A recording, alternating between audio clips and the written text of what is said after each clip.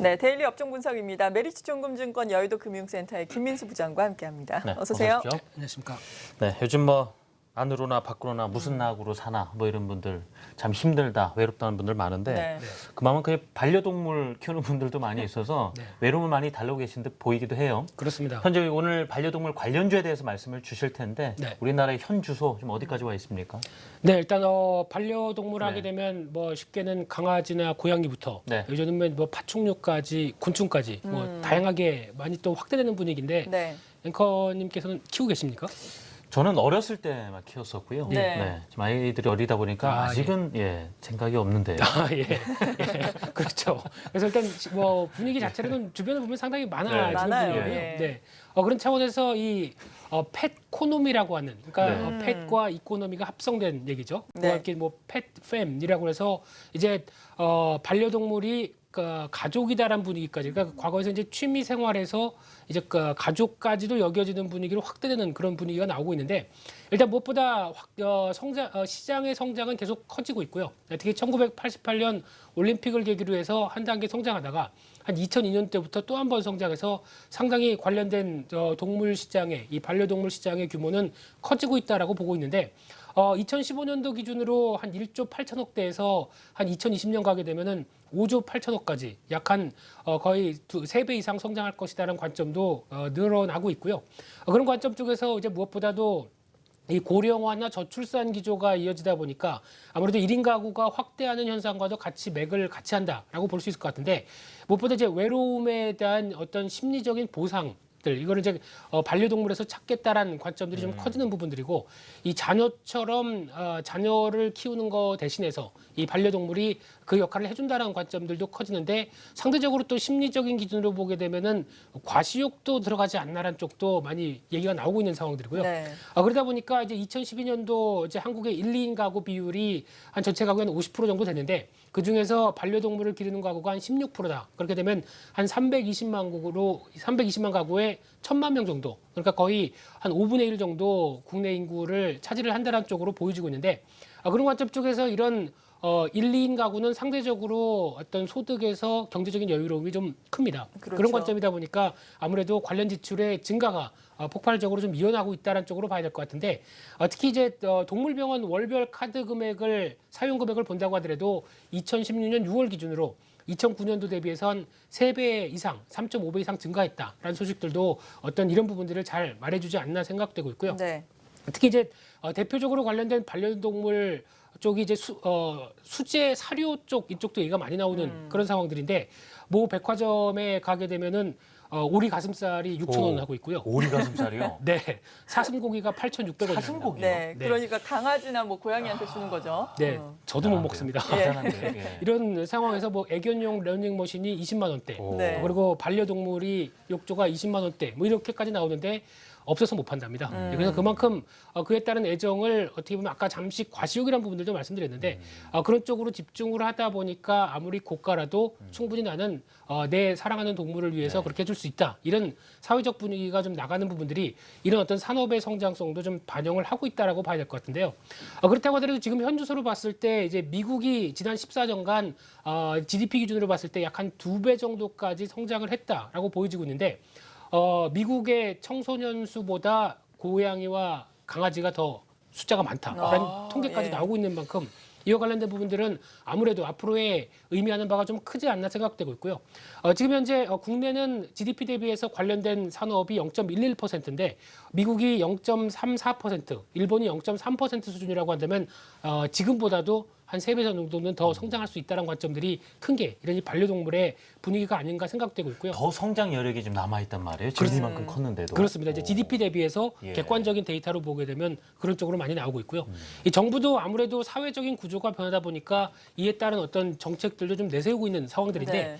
올해 7월 달이었죠. 이 반려동물 산업 신산업 육성 추진과 관련돼서 또 법을 관련된 정책을 좀 세우겠다는 쪽도 나왔는데 이 동물 생산업을 허가제로 전환하고 그리고 경매업을 신설하고 온라인을 통해서 동물 거래를 허용하는 이 부분은 좀 아무래도 여러 가지 어떤 논란은 좀 있다고 생각들어도 이런 부분들과 함께 동물병원 같은 경우도 개설 규제를 완화하고 동물 간호사까지 생긴다고 합니다. 그런 쪽으로 이제 여러 가지 신산업에 대한 추진도 좀 돋보이는 부분이 아닌가 생각되고 있습니다. 네, 정말 말씀을 쭉 해주신 것처럼 사회 변화와 함께 네. 이렇게 반려동물 시장이 확산이 되고 있습니다. 사실 뭐 저희 어렸을 때야 뭐 강아지한테 네. 그냥 먹다 남은 밥 주고 이랬었잖아요. 근데 그렇게 주시는 분 요즘에 거의 없더라고요. 정말 이른바 된장견, 뭐 된장묘 이런 말이 나올 정도로 이런 반려동물 시장이 성장을 하고 있는데 자세하게 관련주는 그렇다면 어떤 것들이 있나요? 네, 일단 무엇보다 그렇게 되면은 이제 가장 먼저는 의식주와 관련된 부분이다 보니까 어떤 이제 먹는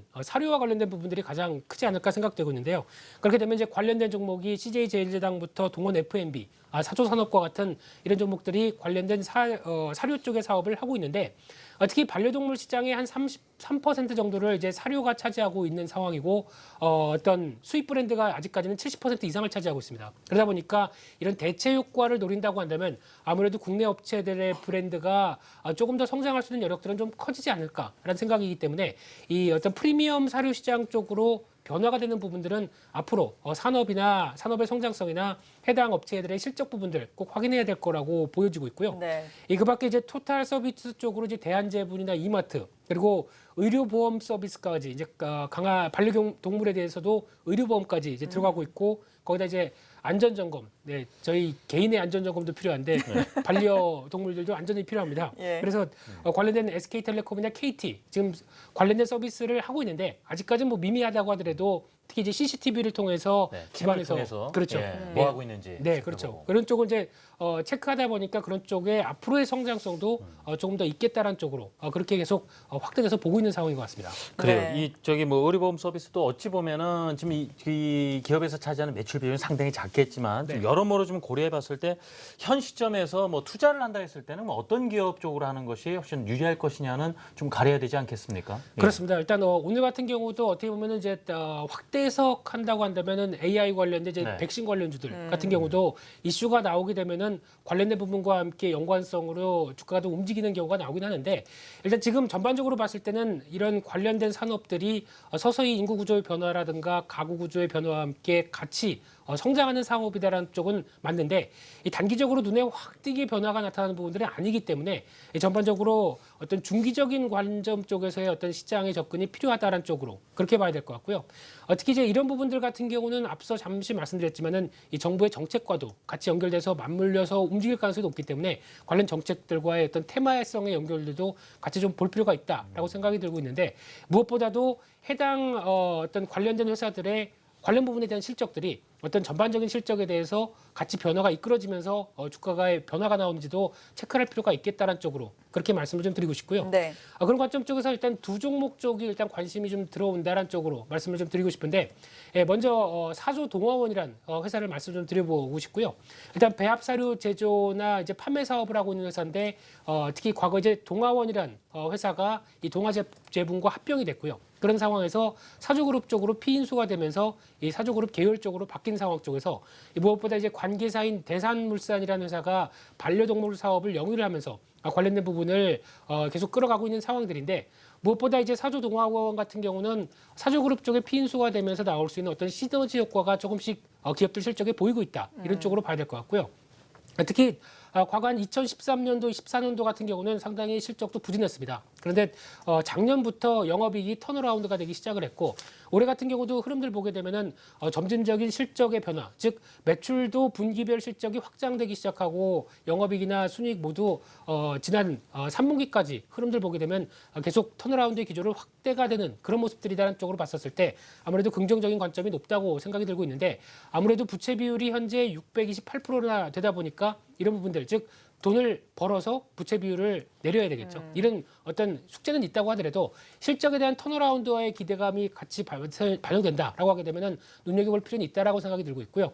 그런 차원에서 한 1,700원대 중기 저항을 안착하게 되면은 일단 목표가 한 1,930원대 그리고 손절가는 한 1,500원대로 대응하는 전략이 좋아 보이고요. 네. 이 두 번째로는 CJ제일제당입니다. 잘 아시는 것처럼 국내 최대 종합식품업체인데 관련돼서 이제 식품 관련된 사료 이쪽에 대해서도 같이 연동이 되는 모습들인데요. 예, 무엇보다 이제 동물 사료 첨가제인 라이신이라는 쪽에서 가장 CJ제일제당의 최근에 바이오 부문 쪽에서의 실적을 좌지우지한다라고 봤었을 때 최근 나오고 있는 가격의 반등세는 그래도 긍정적이다라는 쪽으로 볼 수 있을 것 같은데요. 그런 차원에서 실적 흐름만 본다고 하더라도 특히 2013년도부터 꾸준히 연간 실적 흐름들이 계속 확장세가 들어가는 부분들은 눈여겨볼 필요가 있다라고 생각이 들고 있고요.